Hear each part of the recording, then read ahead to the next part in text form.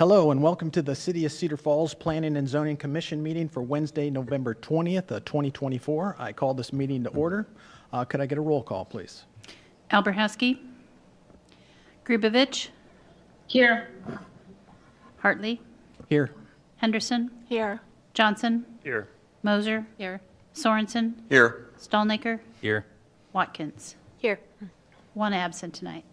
All right, thank you very much. First agenda item tonight is I'm looking for a motion or discussion on minutes from last meeting. I would make a motion to approve. Second. We have a motion and a second. All those in favor say aye. Aye. All those opposed? All right, thank you. This is the time of the meeting for public comment.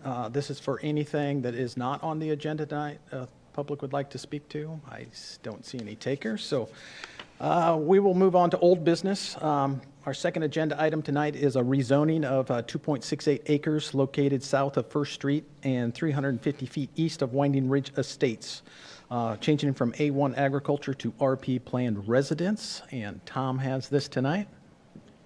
Good evening, Commission. I'm going to briefly just touch on what we've looked at previously. We have the location, which is just south of First Street and east of Winding Ridge Estates. For the rezoning, the site is highlighted in yellow. The land use for the future land use for this area shows that site as being medium density residential, which refers to 4 to 12 units per acre. The approval of the rezoning is dependent upon two things: providing access to the site and approval of the amended master plan, which we'll talk about next.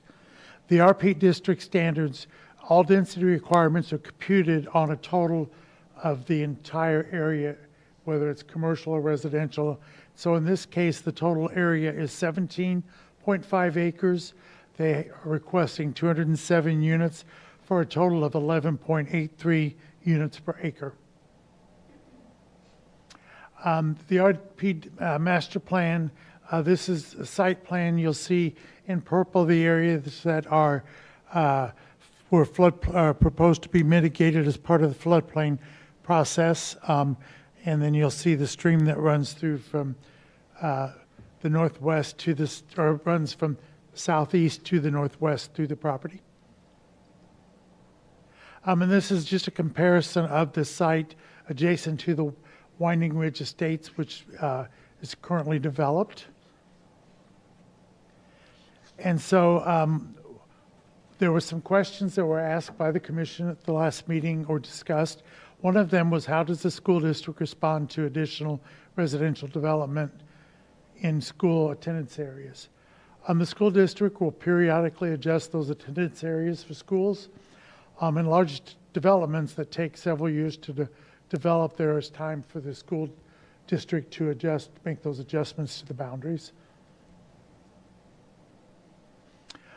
The second one was about how the traffic volumes compared to those used in the traffic study.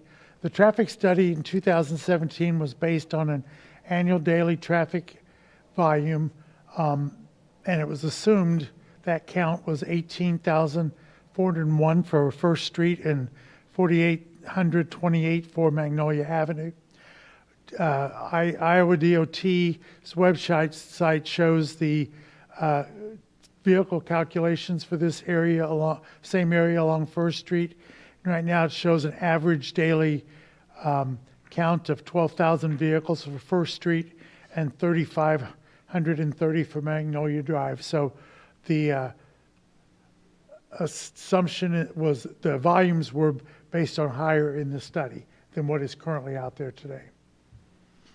And I'd like to point out that included the development of the shopping center district as well, which is to the east of that. So that traffic study considered the traffic that would be going into that site as well. Traffic and pedestrian safety, there's been some questions about the crossing, and particularly with getting to the Hanson and the home schools. There is a crosswalk and a light at Magnolia and First Street. This is First Street's a 4-lane. It has a center turning lane. and it was built to handle significantly more traffic than what would be projected from this traffic study. Details of the intersection improvements at Lake Ridge Drive will be determined through the preliminary plat process, which you'll get to review that. And again, Magnolia Drive is a controlled intersection with crosswalks, so any students walking would be able to have a crosswalk light. And the volume there was been several questions about the volume of traffic to the new high school, and it would be similar to the volume that was going to the old high school, because basically there's not been any other new development lately or annexation that would affect the school numbers. Some of those vehicles may use a different route, but primarily the old school is at 12th, just a little bit east of Hudson. They would still be going down Hudson to get probably to this site. And then there was some additional requests by the Planning and Zoning Commission. They had concerns about more information coming from the applicant. The first was, could the density be reduced or better transition be provided between the new development and Winding Ridge Estates? Could they provide more details on the buffer between Winding Ridge and this development? Can the impact to the wetlands be reduced? And concerns were expressed at the lack of open space and amenities for the development. This evening we have a representative for the applicants, so I will let him address any comments you may have, but I'd be happy to answer any questions that you might also have first. Okay, thank you, Tom. And now, just to clarify, are we discussing items 2 and 3 together right now? Right, yes. So we're not- because the rezoning is dependent Correct. upon site plan Okay, approval. because when I first announced that, I did announce both, so I just want to clarify we are talking about both. So, any questions for staff at this time from commission? Okay, would the applicant like to come up and speak to this item, please? Name and address, please, or name and address. My name is Patrick Galles, spelled Galles. I'm an attorney with Correll and Shearer. I've been recently asked to assist ME with this project. I have had the ability to watch the video from the October 23rd meeting. I've also had the ability to look at the minutes from the meeting. We very recently, yesterday, had a meeting with staff to address some of the concerns that were expressed by the neighbors. And I come to you today to ask you to continue this meeting so that we can address the concerns that were presented by the neighbors. There's a couple things that play into that. The largest of which is the passing of Wendell Lupkus. Wendell was obviously very instrumental in this project. His role then was passed to Dan, who did a wonderful job. And I now am trying to pick up to address the concerns along with Dan. We value the concerns of the neighbors. We value the concerns and comments of the commission. And I apologize that this meeting got on the agenda. There was some miscommunication between the developer and staff. We had hoped to push this consideration back so that we could adequately address these considerations. But just so you know, what we're looking at is we see traffic as an issue. We've gone back and looked at our traffic study, and from what Tom noted, you'll see that actual and what is forecast, we're still well below what this corridor can handle. But equally as important is the wetlands and the buffer that we can provide between us and Winding Ridge. We certainly understand that this is a transition, RP is a transition from commercial that's going to develop from Walgreens to the west. And the RP needs to transition as well as possible into this very nice neighborhood. I have friends who live in that neighborhood. They're probably not happy I'm standing here. But I understand both sides of the issue. And so we want to fairly and accurately present to our neighbors and to the commission what we see this development to be. I think it will be helpful to the neighbors. I think it will be helpful to you folks as a commission if we can more clearly, number one, show you what the development is going to look like. Give you some examples of things that my client has done in other areas. Number two, maybe give you a better idea of what we're looking at for a buffer in terms of types of trees, elevations, and understand that those are the sorts of things that typically are farther down in our development process. But we recognize the need to address those earlier on in this project, to give everybody a better sense of what is coming, or what is at least proposed. And then with regard to the wetlands, yes, we have applied for and received a permit to mitigate. But I want everybody to understand that by mitigating, what that means is we are getting permission to cross the wetland in 2 designated areas. The wetlands themselves will remain as they are. We're not plowing them under, paving over them. They will remain as they are, where they are, because we can't touch them. They are a wetland. We're not paying a penalty for developing this land. The pink area that you see in that drawing, the majority of that will remain as it is. It's not going to be eliminated. We have an obligation to retain all of our runoff, so there will be a detention basin to the south. But I want to be able to better explain to you what that's going to look like, and explain to the neighbors as well, that area in pink is not just completely eliminated and is now asphalt or is mud or weeds. It remains a wetland. So those are the things that I think that need to be better explained and presented to the council. And so with your consent, I would like to continue this to a future date, a date certain that we can work with staff to obtain, meet that deadline, and provide you with a better understanding of what this project is. When you look at the picture, and it's not up right now, but when you look at the picture and you see Winding Ridge, and then right next to it is this vast open area, it looks like, oh my gosh, we're just taking over the neighborhood. But if you look at it, and what I'll present to you at our next meeting is, if you look around it to the south of Winding Ridge and to the south of our proposed development is RP as well.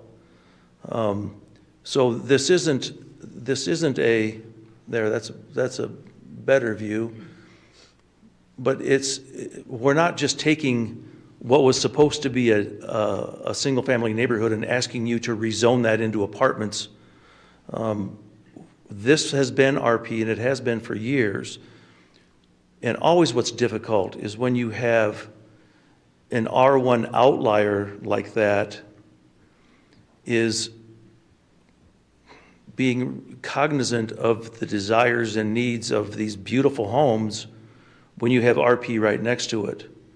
But let's keep in mind that this has been RP in the master plan for a very long time. The R1 came in after this RP was there. And if we look back in the minutes, I think you're going to find that there was a great deal of discussion about the impact that R1 may have on the future development of the RP that surrounds it. But of course, as we kick the can down the road, as we so often do, somebody else can deal with that. Well, here we are. And so we want to make sure that we are representing the interests of everyone in the neighborhood in as amenable fashion as possible. And we just don't have the ability to assuage the fears and concerns of all the neighbors at this time because we don't have all the data. We don't have a presentation ready for you today. But I promise you we will. Within either by the next meeting or else in January, we will. And hopefully it will eliminate a lot of the questions that you folks had when Dan was up here October 23rd. And I felt bad for him, but that's our job. So I'm happy to answer any questions you may have. I'm not sure I'll field the question. I don't know that I can answer them today. But I'll take your questions, I'll make a note, and I'll certainly get you the answers that you want. Okay, thank you. Was there any questions from commission? No, but I will make a statement that I think that would help significantly if we saw a little more detail and design and so forth. Sure. And Appreciate that. in defense of Dan, and you guys know this, Sure. typically at this stage, when we're trying to rezone a small parcel of land that for whatever reason remained A1, and I'm sure it had to do with the ownership makeup and so forth. It didn't get rezoned when everything else was RP. So what we have to do first is we've got to get our rezoning done, and then we do a comprehensive plan, and in that we'll show greater amount of screening. We'll discuss in greater detail the wetlands. But yes, I understand the concerns that were expressed at the last meeting. And we want to do everything we can to answer all those questions as best as possible. And honestly, we're not going to be able to make everyone happy. That's just how it is. But the fact of the matter is, we want to present a better product to you as a commission and to the neighbors, so that maybe some of their fears, some of their concerns will be more fact-based rather than emotional. And for the record, I live at 2805 Minnetonka Drive. I'm 6 blocks from this area. And I can remember when Eagle Ridge was developed, and I lived in Royal Oaks at that point, and Eagle Ridge was a farm field, and my neighbors were up in arms about how can you take our farm field away? That's called development, and that's where we're at now. This is going to be developed by somebody at some point in time, and we just want it to be the best project that it can be. And, you know, it's going to happen. It's going to happen, and we just want it to be something that we can be proud of, you as a commission can feel comfortable with, and the city can be happy with when it's all said and done. Anybody? Patrick, can I ask, what do you think a realistic timeline is for you to get all the information? Maybe, I know you're not taking into fact anything further that's said today, but to be fair to the public and to be fair to you. Yes. Well, I know the next meeting is December 4th, and that would be aggressive in order to adequately address all these concerns. Because I don't want to have a situation where we keep coming back.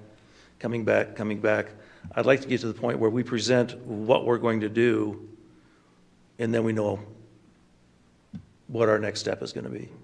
And then the following meeting butts right up against the holiday, but I would say we could make that December meeting, the December 18th meeting. I would say we could meet that. But yes, I don't have any desire to have the neighbors keep breaking up their Wednesday night to come to this. But I wouldn't say it would be before the 18th, but I would like to have the flexibility to get with Dan, get with the developer, and then put together a realistic timeline with Karen and Tom for when we could meet that. But I would say not, I would hate to say December 4th, because I don't want to waste your time, and I see we're the only thing on the agenda tonight, so I apologize for that. Chair Hartley. I don't think December 4th is going to be possible because you would need to have the material to staff by Friday Yeah, this that's week. not going to happen. Right. Right. So I think we can set that one off the table. I just want to be fair to the public here, and Yes. I think Ms. Watkins is right. We need to have a date certain. So if you don't think you can meet the 18th, I think it would be best to just state on the record here so that everybody knows, so we don't have to keep sending out letters to everybody. And I was just So- looking to see if Dan was here, but I don't see him. Oh, okay. What do you think about that for a date? I think it's smart to push to January just to make sure, as you mentioned, that we have our. Okay. Yeah, I'm fine with that. so it'd be January 8th, then would be the first P and Z meeting in Okay. January. So we're going to say January 8th? I'm comfortable with that if the commission is. Commission is, yes. So do we need a motion for this, or Well, I think you could, I mean, a lot of folks are here. just and let the public talk and let them, okay, perfect. Thank I you. appreciate your time, okay? Yeah, I appreciate yours, thank you. All right, thank you. We're going to open this up to the public. If you'd like to come up and speak to this item, it might be a good opportunity to let them know what you're thinking, since he wasn't here at the last meeting. All I ask is if you come up and speak, don't repeat what your neighbor said, just to keep it, moving along. So, but I encourage all of you that came in to get up and let us know how you feel. Take the first speaker. We just need your name and address for the record, please. Xavier Faucon, 302 Winding Ridge Road.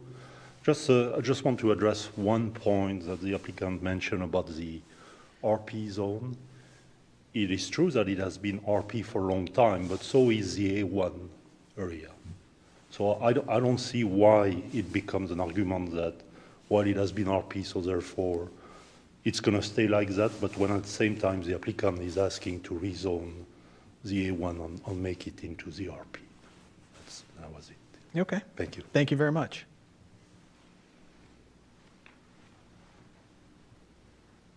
So Atul Patel, 307 Winding Ridge Road. Just reiterating from the last meeting, we did hear that when we were talking about the reduction in concrete areas, parking areas, and it was being told that they maximized to the limit to kind of support the 200 plus units, and they could have gone more if not for more space. But that's so basically, from what I took it, they have maximized the maximum apartment or units that is possible in that area. My biggest thing is we also were looking into low density or how to reduce the density of the whole project.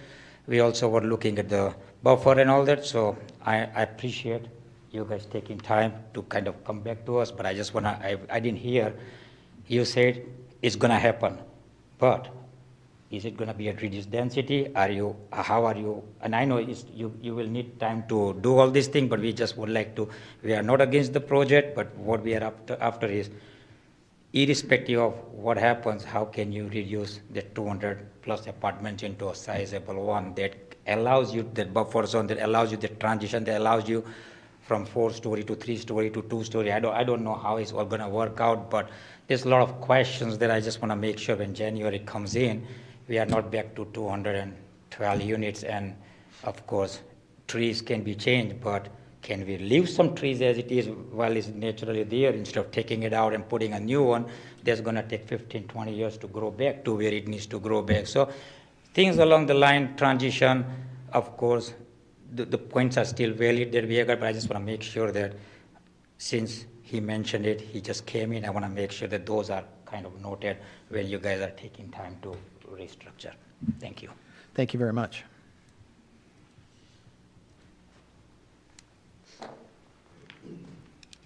Taner Tiken, 218 Winding Ridge Road.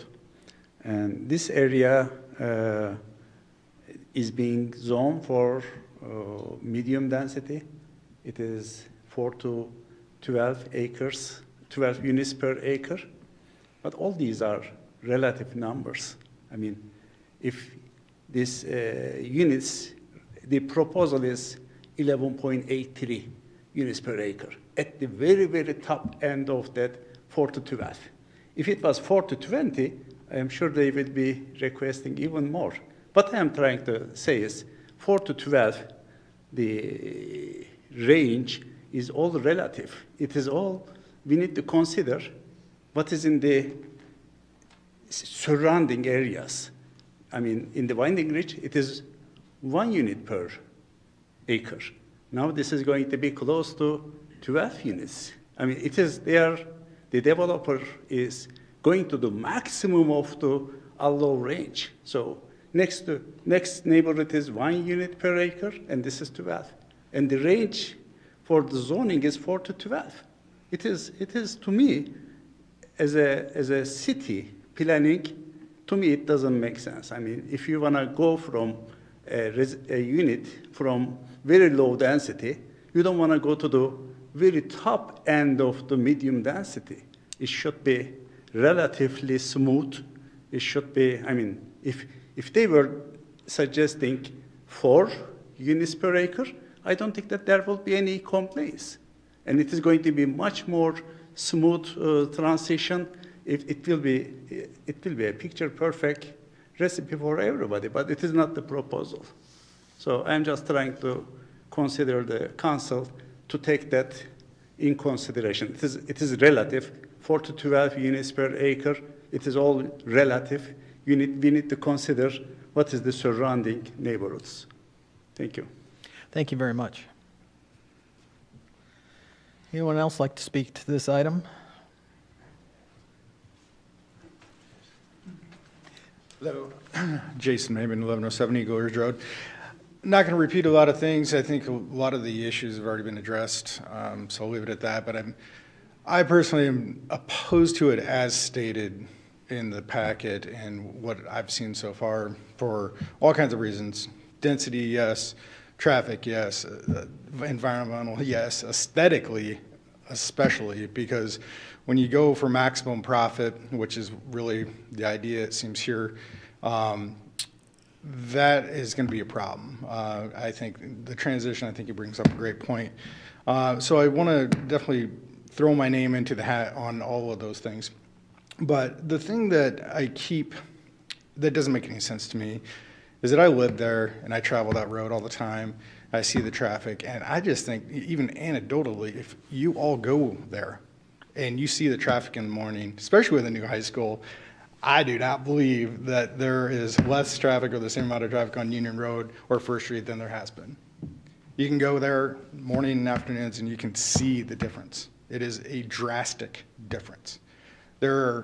Just this morning, there were 14 cars turning left on Union Road this morning, backed up past the turn lane.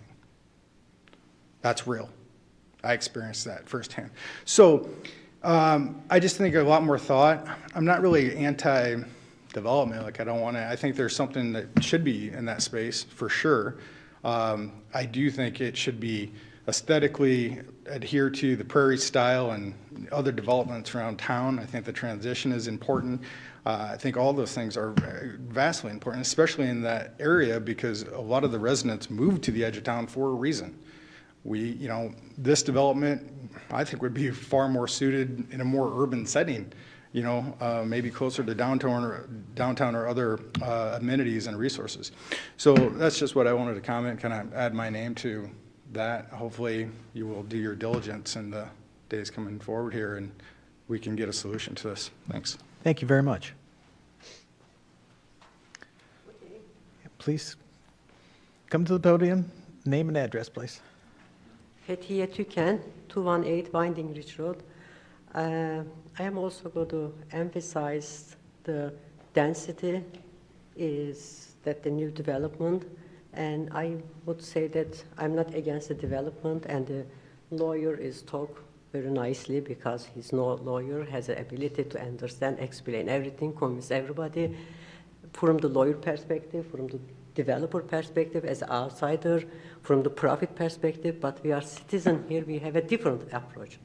And because we are value our city, we are value our neighborhood, we are value our life over there, our children born and grow up in that neighborhood, and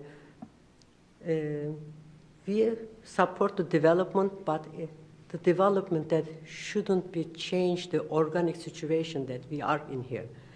As a coming from the city planner by education, and I know how those comprehensive development plans are developed, and eventually they needed a timetable and open the phases for the development, and if the timetable when next stage of development if zoned higher or something different, but if the organic development, the personality of the neighborhood or the city does not match, then the citizen input should come, the citizen values should come in the picture.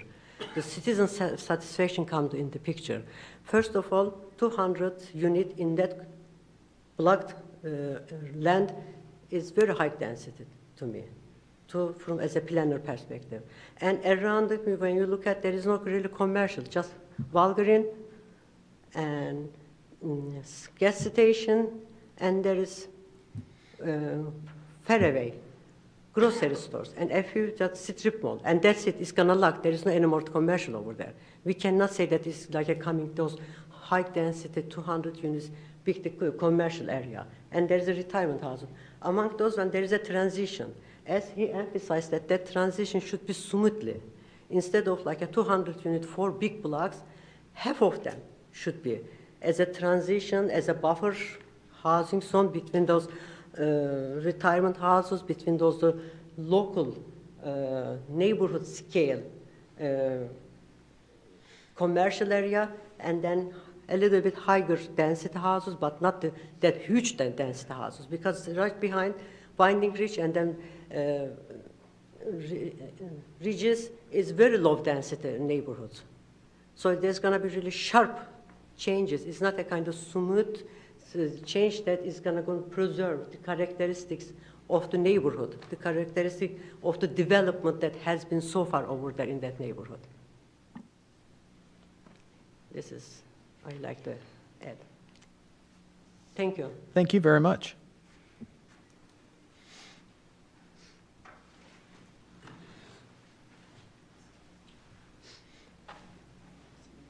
Tom Nagel, 328 Winding Ridge Road. I agree with all the things that have been said, density, environmental, traffic, all the things. But one of the things that I am genuinely interested in is, and hopefully this can be part of the materials that come forth in January, is seeing some of the things that this developer has done. I tried to look on the internet and really can't find anything out about this company. I'd like to see projects that they've completed in other communities that are similar to ours that have been successful, and perhaps even hear from those communities to, you know, hey, this thing's been here for 5 years, it's still awesome, or, you know, what's going on with that type of thing. And the other thing that, you know, everybody's been talking about, the buffer and the additional, you know, if you kind of read through the traffic study, there was a whole bunch of the proposed uses for those other outlots that would be between Walgreens and the development. You know, they're talking gas station, doctor's office, you know, little strip center, all kinds of things. Great, all that's fine, but I think one of the things we as a city and you as commissioners need to consider is we've got a bunch of like vacant, deteriorating commercial space in that area, and I don't know that just, you know, I understand that the purpose of development is to build new things, but, you know, there's a bunch of commercial space that's just going to waste out there. So I don't know if there's any way to I know it maybe isn't involved directly with the land that we're talking about, but, consideration for how do we redevelop some of that and put it to use instead of just, oh, look at this shiny new thing, and Thunder Ridge is just continuing to kind of hang out and maybe be a little bit more of an eyesore. If we get something new, why is anybody going to do anything over there? So, yeah, and any other considerations, I don't know if, we keep talking about density, and I know lower density comes at a cost to a developer. I mean, are there any incentives or anything that the city's got out there that could be considered to maybe, kind of help our concerns with the density, but also try to help out the developer on the financial side of it? Because I know at the end of the day, there's a pro forma somewhere that's X number of units that are 85% full at X number of dollars, and here's our loan, and we're making numbers work. And I get that part of it, but my concern is, I can't find anything about this developer on the internet, not a project, nothing. It's just like, what have you guys done? And it seems like a really big project to not have. I mean, have a website or something. It just seems odd to me. So I would appreciate. We hear from lawyers, we hear from local engineers, but if the developers really got some skin in the game, let's have their presence here. So appreciate everybody's time today. Thank you.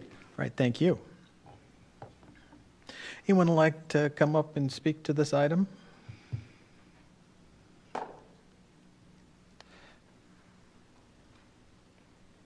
You coming to speak? Oh, okay. Name and address, please. Yeah, Bharat Patel, 3109 Northeast Circle, Cedar Falls, Iowa. The main concern also doesn't discuss much is like a wetland. It's like a wetland. We don't have many wetland within the city. If we take the credit, if you put the wetland somewhere else and take the credit here, I don't know how does it work. I think we need more wetland within the city area, not out of city or somewhere else, nobody over there. Because once you remove the wetland, it will be more and more density going on inside the city.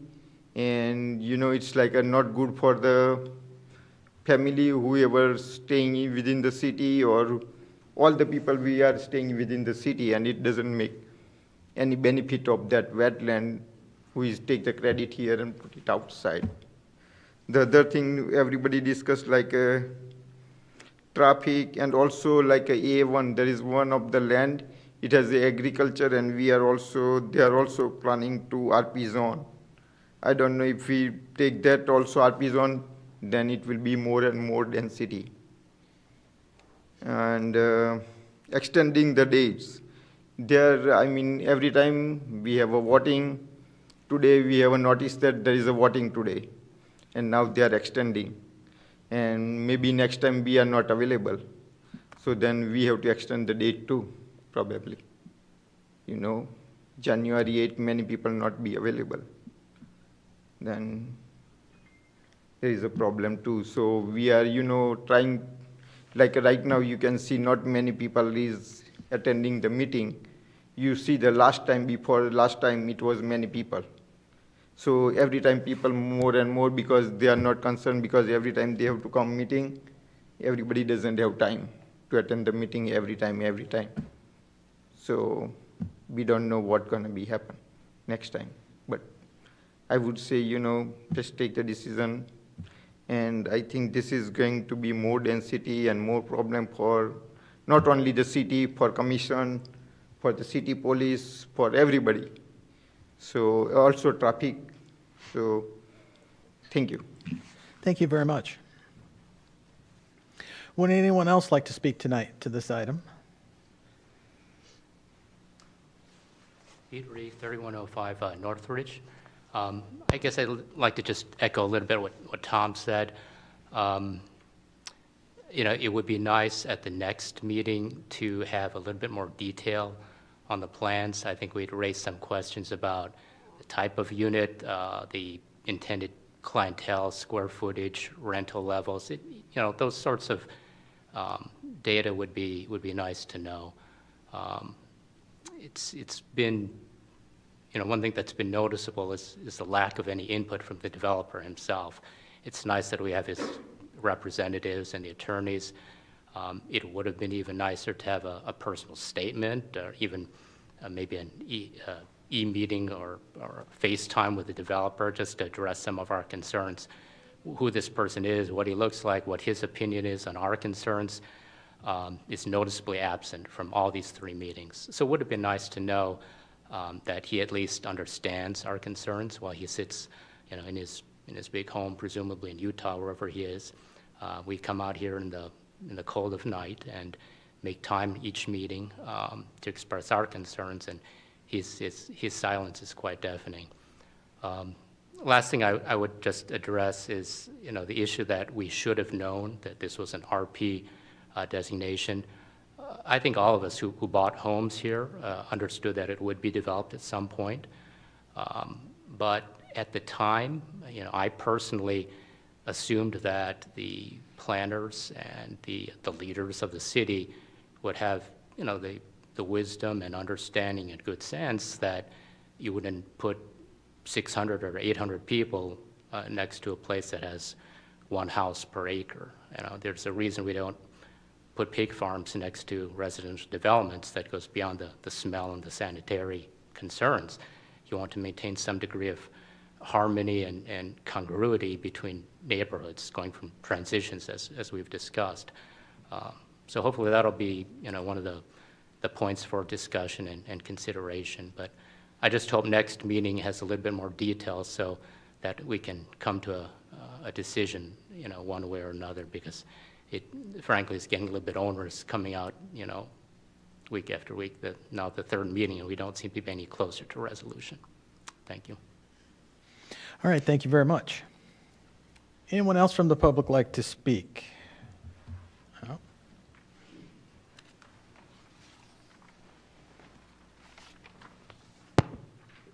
Good evening, Cameron Lee, 220 Winding Ridge Road. Thomas, could you pull up the view that has the wetlands view on it? Because I just wanted to go. So I know you had mentioned the fact that the proposal wouldn't eat the wetlands, and maybe you're talking about one that we haven't seen yet, because at least from what I'm looking at, there's parking lots all over the place. I mean, I'm not a math major. I'm probably not going to try to disseminate percentages on the fly, but it looks like a lot of that is being paved over. So that's one concern. I know last time Dan talked about, and I think Ms. Henderson also spoke to, you knew it was RP when you moved in. Absolutely, I did. I went, pulled all the city files. The other thing I knew was that it had attempted to be developed on a couple of different occasions and had not gotten the Army Corps of Engineers permit because of the wetlands. What I did not know at the time, and I don't know that anybody knew, is that the septic system in the Thunder Ridge Apartments was leaking into the land, thus deteriorating it. I think if you look at the city's own code, it is very, very prescriptive about how the city should treat wetlands. Now, there is a clause in there that says when they start to diminish or they're low quality, then now we can do something with them. We caused that. Like, had we not done that, we would have not gotten a permit. They would have been sitting right where, and we would have been sitting there looking at the statute that said you can't touch them. We caused them to deteriorate, and now we're considering whether or not we want to allow somebody to come in and put parking lots on top of them. So I think that's kind of root problem. We should be looking at what we need to do and actually to allow them to recover, to restore, and to flourish, not how many parking spaces can we put on top of them. So, thank you very much. Thank you very much. Any other speakers tonight? Dharmendra Patel, 802 Lake Ridge Drive. Traffic is definitely a concern for me. I have kiddos that go to school, and a couple of the members that I've spoken from the community, they have to leave minimum 15 to 20 minutes early just to get through, whether you're going left or right and you're turning left on Union or right on Hudson. It is definitely an issue.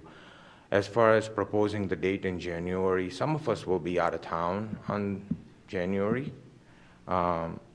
Just making a recommendation that commission should help us maybe pick out a couple of dates and times. 5:30 is fine, obviously, but times that work with everybody. And then let us know so we all can attend that meeting, right? So then not some of us are missing it if we're giving everybody a time to attend. Okay, Thank you. thank you. Come to the microphone, please.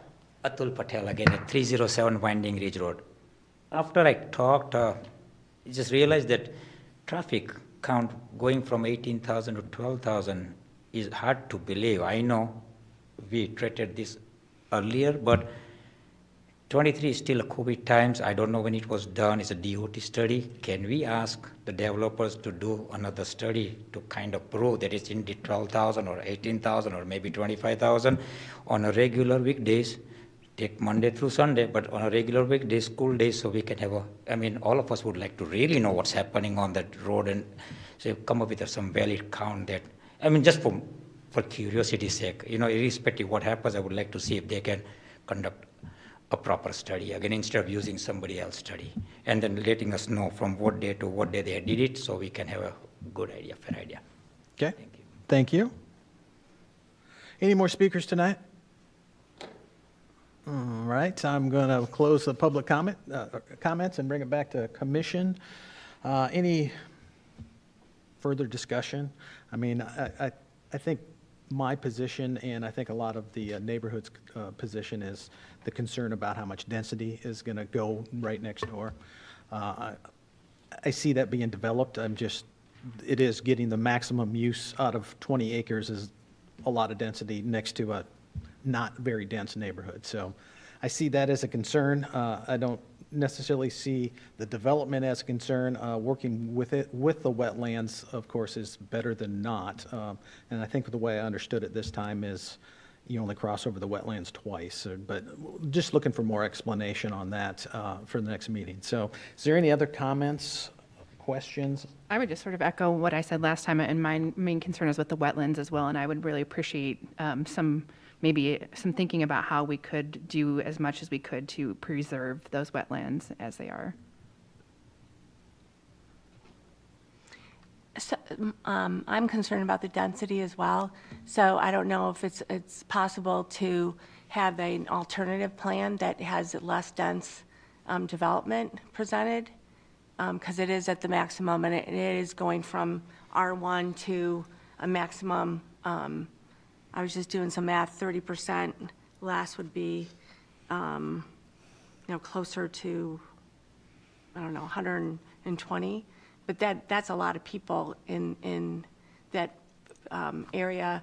And I believe that we have discretion in looking at this based, with respect to density, there's discretion on the part of the commission around that.